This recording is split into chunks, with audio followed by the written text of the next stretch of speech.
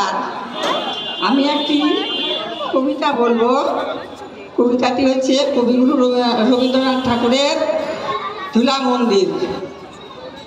ভজন পূজন সাধন আরাধনা সমস্ত থাক পড়ে, রুদ্রদ্বারে দেবালয়ের কোণে কেন আছি সরে, অন্ধকারে লুকিয়ে আপন মনে কারে তুই পুজির সংকল্পনে, নয়ন মেলে দেখ দেখি তুই চেয়ে দেবতা নাই ধরে, তিনি গেছেন যেথায় মাটি ভেঙে করছি চাষ, পাথর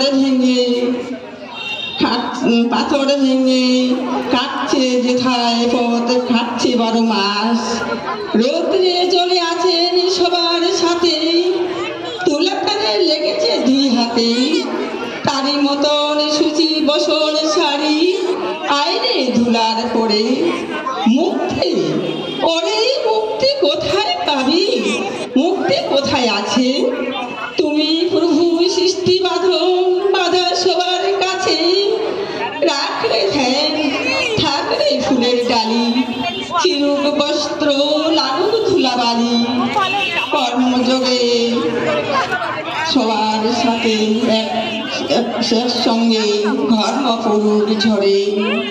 নমস্কার।